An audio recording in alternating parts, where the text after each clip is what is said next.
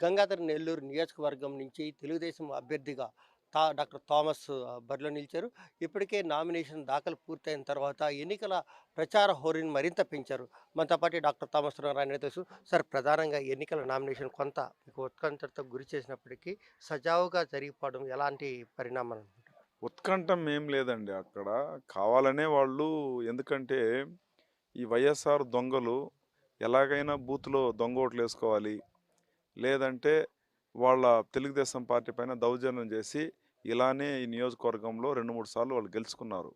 9 సార్లు ఎలక్షన్ చేస్తే 2 సార్లు మాత్రం తెలుగుదేశం పార్టీ గెలిచింది. 9 సార్లు మేము ఓడిపోయినాం. 7 సార్లు మేము ఓడిపోయినాం. ఇప్పుడు డీలిమిటేషన్ అయిన తర్వాత మేమైతే ఒక్కసారి కూడా తెలుగుదేశం పార్టీ సింబల్ పైన గెలవలేదు. ఇప్పుడు నేనొచ్చిన తర్వాత 10 నెలలు విపరీతంగా తిరిగి ప్రతి ఇంటిని టచ్ చేసి అక్కడ వాళ్ళ జనాలతో మమేకమై మంచి స్పందన తీసుకొచ్చాను. మార్పు కూడా తీసుకొచ్చాను. జనాలైతే మార్పు కోరుకుంటున్నారు. నారాయణ స్వామి అనే ఒక వ్యక్తిని, నారాయణ స్వామి కుటుంబాన్ని వాళ్ళు అసహ్యించుకుంటున్నారు. సో కాబట్టి ఇవన్నీ పాజిటివ్‌గా వెళ్తుంది. ఏ ఊరికెళ్ళినా సుమారుగా 100 ఫ్యామిలీలొచ్చి తెలుగుదేశం జెండా, తెలుగుదేశం కండువా కప్పుకొని మా పార్టీకి వస్తున్నారు కాబట్టి దీన్ని ఓర్వలేక 40 సంవత్సరాలు రాజకీయ అనుభవం ఉన్న పనికిమాలిన ఒక గుంత నక్క, ముసలి నక్క ఏం చేస్తుందంటే కావాలనే ఎస్సీ అనేది, కావాలనే మతం చెప్పేది, కావాలని ఇవన్నీ చెప్పుకొని నన్ను మా బంధువు అంటాడు, నా రిలేటివ్ అంటాడు. అప్పుడు నేను బీసీ అట్లా అంటే వాడు కూడా బీసీనే కదా! వాడు ఎట్లా ఎస్సీ అవుతాడు?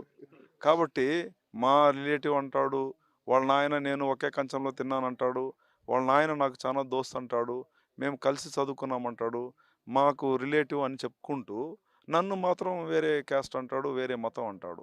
అంటే ఏం అర్థమైందంటే దీని గురించి నేను వచ్చిన తర్వాత నారాయణ స్వామికి భయం పుట్టేసింది. భయం పుట్టింది మాత్రం కాకుండా అతను చాలా ఇబ్బంది పడి సైకలాజికల్‌గా కూడా అఫెక్ట్ అయినాడు. నన్ను అడిగినారంటే అతను మెంటల్ హాస్పిటల్‌లో చేర్పించడం చాలా మంచిది. అంటే ఇప్పుడు ప్రచారం ఎలా జరుగుతుంది? మీ ప్రచారం ప్రజల నుంచి ఎలాంటి మద్దతొస్తుంది?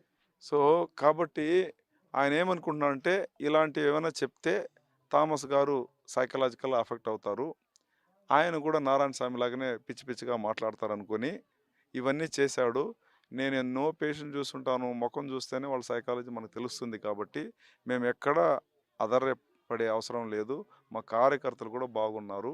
కాబట్టి అక్కడ మీకేం కావాలో అది చెక్ చేస్తారు. మీకు మెయిన్‌గా మీ అప్లికేషన్‌లో సిగ్నేచర్ ఉందా?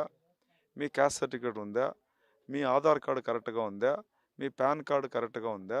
అదేవిధంగా మీ అఫిడవిట్ కరెక్ట్‌గా ఉందని ఒకసారి చెక్ చేసుకొని అన్నీ మంచిగా ఉంటే వాళ్ళు టిక్ చేస్తారు. అఫిడవిట్ అనేది మీరిచ్చేదే. ఆర్‌ఓకే అఫిడవిట్ గురించి తెలీదు. నువ్వు వీరుడు, శూరుడు అని కూడా రాసుకోవచ్చు దాంట్లో. ఆయనకు తెలీదది. అవన్నీ కూడా ఆయన కరెక్ట్ అని చెప్పేసి పబ్లిక్ డొమైన్‌లో పెడతాడు. పబ్లిక్ డొమైన్‌లో పబ్లిక్ చూసేసి నిజంగా ఈయనకి ఆస్తులున్నాయా? ఈయన పైన కేసులున్నాయా? అని చెప్పేసి మీరు అబ్జెక్షన్ తెలియవచ్చు. నాది కూడా పబ్లిక్ డొమైన్‌లో పెట్టారు. నేను ఓపెన్‌గా 280,00,00,000 నా ఆస్తి అని చెప్పి డిక్లేర్ చేసినాను. నారాయణ స్వామిని డిక్లేర్ చేయమని చెప్పండి చెప్దాం. అంటే ఇప్పుడు ఎందుకంటే ఎన్నికల సమయం చాలా తక్కువుంది. ఈ నేపథ్యంలో మీ పార్టీ నాయకులు, కార్యకర్తలకి మీరు ఎలాంటి సందేశం ఇస్తున్నారు? ఏం భరోసా ఇస్తున్నారు? నేనేం చెప్తున్నానంటే మా పార్టీ నాయకులకి ఇలాంటి పనికిమాలిన సొల్లు కూతలంతా నమ్మొద్దండి. స్ట్రాంగ్‌గా బూతుల దగ్గర ఉండండి. పోయినసారి జరిగిన ఎలక్షన్ వేరు. ఇప్పుడు జరగబోయే ఎలక్షన్ వేరు. మీకు అన్ని విధాలా నేను అండగా ఉంటాను. అన్ని విధాలా మీకు సపోర్ట్‌గా ఉంటాను. దేనికి మీరు భయపడొద్దండి అని చెప్పి ఆల్రెడీ భరోసా ఇవ్వడం జరిగింది. పోయిన ఎలక్షన్ వేరు. 24లో జరిగే ఎలక్షన్ వేరు. ఇది మాకు లైఫ్ అండ్ డెత్ సమస్య.